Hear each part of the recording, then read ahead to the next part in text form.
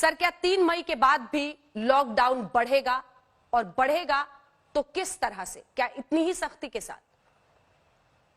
मुझे लगता है कि लॉकडाउन की उपयोगिता खत्म नहीं हुई है, लेकिन मुझे ऐसा भी लगता है कि संपूर्ण देश को पूरी तरह लॉकडाउन में रखना बहुत लंबे समय तक उपयोगी नहीं रहेगा।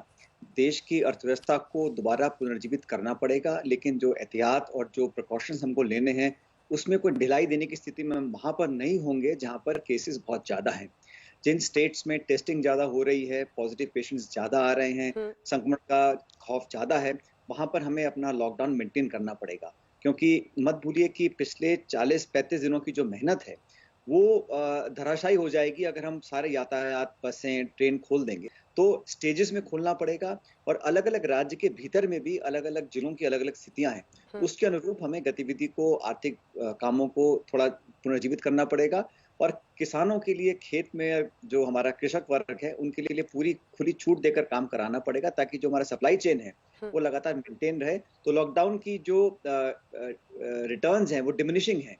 लेकिन ये कहना बड़ा गलत होगा कि हम अति आत्मविश्वास में लॉकडाउन को उठा दें और फिर दोबारा से संक्रमण दोबारा फैल जाए। ये मैं समझता हूँ किसी कीमत पर हमारा मुल्क, हमारा देश अभी इस स्थिति में नहीं है कि उसको हम सहन कर पाएँ।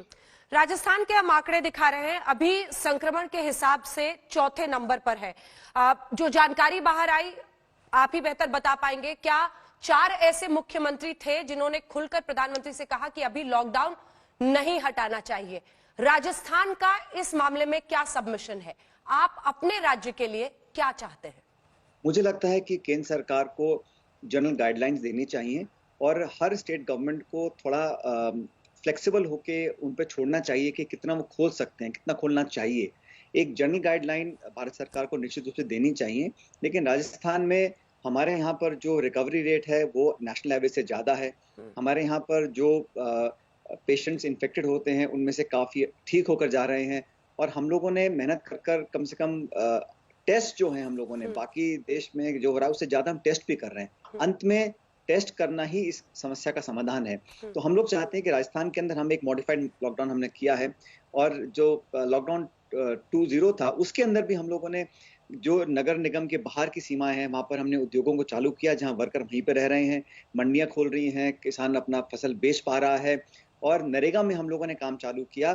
17 अप्रैल को राजस्थान में 60,000 लोग नरेगा में काम ले रहे थे, आज वो आंकड़ा 10 लाख का है। तो लोगों के हाथ में आमदनी पहुंचे, लोग अपने घरों में, खेतों में काम कर सकें, क्योंकि मत भूलिए, ये कहना बड़ा आसान है अंजना जी कि घरों में रहिए, लेकिन जिनके पास घर ही नहीं है, जो अपने घरों तक नहीं पहुंच सकते हैं, उनके लिए हम क्या करेंगे? उनके राशन का, रहने का, स्वास्थ्य का, उनकी देखभाल करने की जिम्मेदारी राज्यों के ऊपर है। तो आर्थिक संसाधन जुटाने के साथ साथ उपचार भी हो, देखभाल भी हो, प्रिकॉशंस भी लें, तो बड़ा संतुलित और बहुत ही नुआंस तरीके से हम लोगों को इस लॉकडाउन को खोलने की दिशा में आगे बढ़ना पड़ेगा।